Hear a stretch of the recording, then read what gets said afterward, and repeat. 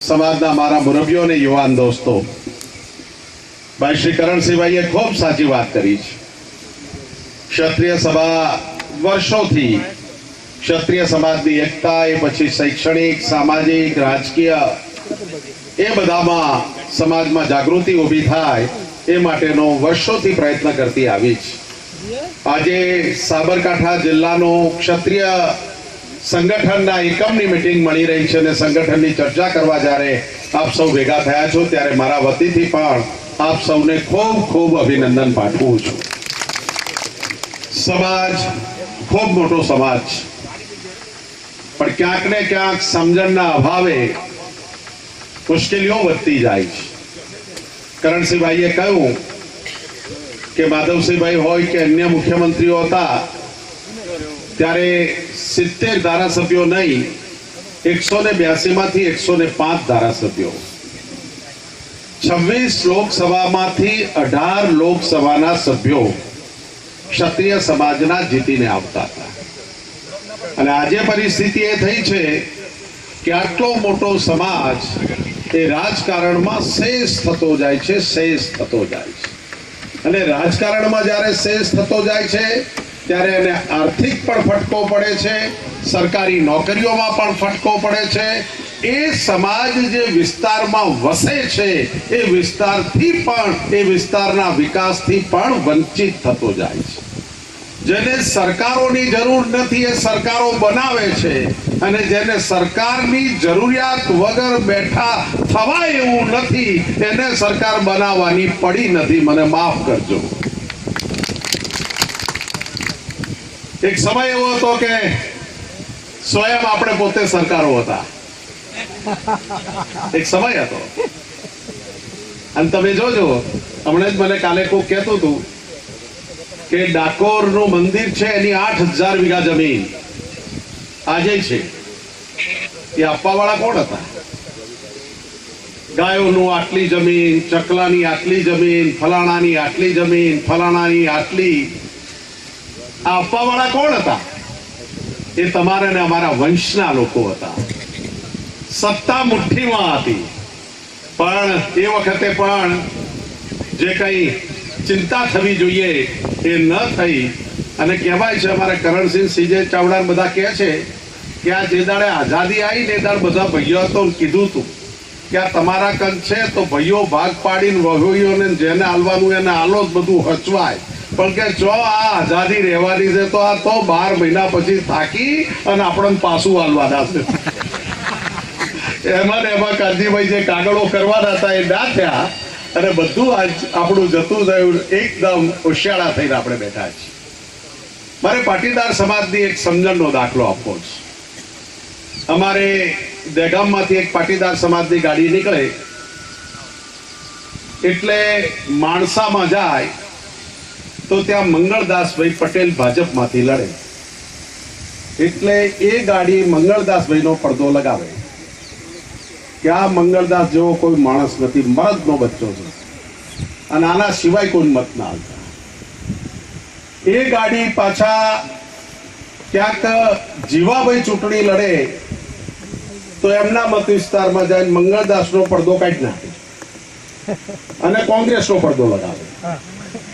જે વિસ્તારમાં જાય એ વિસ્તારમાં પાટીદાર સમાજનો જે ચૂંટણી લડતો હોય એના 10-12 પડદા તૈયાર જ રાખ્યા હોય ગાડી, એમાં લગાવે. જીવાભાઈ એટલે મરદનો બચ્ચો, કોંગ્રેસ સિવાય કોઈ વાત નહીં, એમ કરીને એવો પ્રચાર કરે.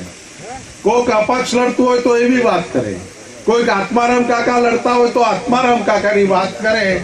પાટીદાર સમાજની એક ગાડી એ હવાથી હાજ સુધીમાં 7 પક્ષોનો પ્રચાર કરીને પાટીદારની જ વાત કરે. અને આપણે જે પકડ્યું છે છોડતા નહીં. મારે પૂછવું છે આપણે બધાને કે ગુજરાતમાં તમે કોના તરફ આજે ક્ષત્રિય સમાજનું કયું માથું છે જેના તરફ તમે મીટ મારીને બેસી શકો? કરણસિંહભાઈ, મને એક નામ એવું બતાવો તમે. માધવસિંહભાઈની અવસ્થા થઈ. આજે મને એવું નામ એક આપો કે સમગ્ર સમાજની આશા અને મીટ માંડીને આપણે બેઠા હોય એવું એક નામ આપો મને. કોણ છે બતાવો? જે કઈ છે આ છે. પાટીદાર 10 ઉભા હોય, પણ 10માં જે પાટીદારમાં પાટીદાર માટેની જ ચિંતા હોય એવાને 99% મત મળે અને 9 જણાને ફેંકી દે. અને આપણે તો પાછું બાપુ આમ બધું હલકું વેચાતું હાલે.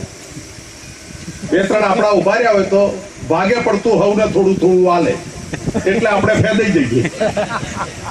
અને ફેદાઈ જઈએ એમાં જેનું જે માથું મોટું ગણાય આપણું, એ માથાને મોટો ફટકો પડે. માથાને ફટકો નથી પડતો, એ મોટા સમાજને ફટકો પડે છે. અને એટલા જ માટે વિનંતી પણ કરવાનો હક છે. એ એટલા માટે હક છે કે જગદીશ ઠાકોર જેવા 50-100 નેતાઓ ખતમ થઈ જાય ચાલશે, પણ શંકરસિંહ વાઘેલા જેવું એક નેતૃત્વ જીવતું રહેવું જોઈએ.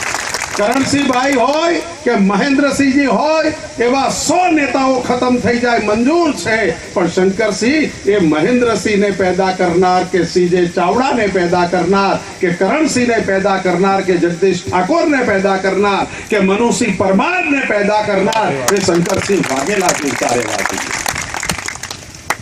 પરિસ્થિતિ તો જુઓ, કઈ કક્ષાની ચૂંટણી લડાય છે, કેવા ભાગલા પાડવાની ચૂંટણી લડાય છે. અને એવા લોકોને આપણે ફાવવા દેવા છે, એવા લોકોને આપણે ચાલવા દેવા છે. અહીંયા મનુસિંહભાઈ ખોડાજી ને બધા આગેવાનો આવ્યા છે. ભાઈ મહેન્દ્રસિંહ આપણા બારૈયા ધારાસભ્ય ને રાજુ ઠાકોર ને બધા અમે 10 દિવસથી સાબરકાંઠામાં ફરીએ છીએ. અને ગાંભો 21મી તારીખે અમે જવાબ આપવાના છીએ, જેને આપવાનો હશે એને, કે સમાજમાં રાજકારણ માટે તમે ભાગ ના પાડો, અને ભાગ પાડવા હોય તો અમે ભાગ પાડવાની તૈયારી સાથે છીએ. જેને આવવું હોય આવી જાય. અને 21મી તારીખે 2 વાગે ગાંભોઈમાં બતાવી દઈશું. સમાજ શંકરસિંહજી વાઘેલા સાહેબની સાથે છે. મેં તમને કહ્યું ને, આપણામાં કહેવત છે કે 100 મરજો પણ 100 નો તારણહાર ના બનજો. આજે જરૂરિયાત છે શંકરસિંહજી વાઘેલા સાહેબની, જરૂરિયાત છે સમાજને, આજે બાપુની જરૂરિયાત છે. અને બધાએ નક્કી કર્યું છે કે જે થવું હોય થાય, ગુજરાતમાં પણ બાપુ ના આવવા જોઈએ. સામેવાળાએ આ નક્કી કર્યું, બીજાએ આ નક્કી કર્યું છે. અને આપણે નક્કી કરવું છે કે નહીં, કે બાપુ સિવાય બીજો નહીં. હવે એ નક્કી કરવું હોય તો પછી ઠાકોરને દરબાર વાળી કરશો, ચૂંટણી નહીં જીતો. બાપુ આપણે ભેગા બહુ થઈએ છીએ, પણ પેન કાગળ કરન્સી નથી. અને પેન કાગળ લેવી પડશે, પાણીથી પાતળા થઈ જવું પડશે, ઘેર ઘેર જવું પડશે. એટલે કે બાપુ મોઢું વતાડ્યું છે, બાપુ ફીટ છે ગોમે ગોમ. એ ફીટ કેવો હોય છે આપણને ખબર છે. હાથ વાહ આપણા જ છે, પણ હાથ વાહમાં એકબીજા વાહને બે વ્યવહાર નહીં. આ વ્યવહાર આપણે ભેગો કરવો પડશે, પગે પડવું પડશે જવાબદારી સાથે. એક જણ એક બૂથ લઈ લો, એક ગામ લઈ લો, ભેગું કરો. ભેગું કરીને ક્યાંક નાની મોટી માથાકૂટો હોય, આ બેઠા છે એની જ્યાં જરૂર, જ્યાં ચાવી લાગતી હોય ત્યાં બોલાવો, પણ ગામની એકતા કરો. બાપુના નામે સમગ્ર સમાજની સાબરકાંઠાની એકતા થશે, અને સાબરકાંઠાની સમાજની એકતા એ આખા ગુજરાતમાં ફેલાશે. એ જ વિનંતી સાથે આપ સૌનો આભાર. જય હિન્દ, જય ભારત.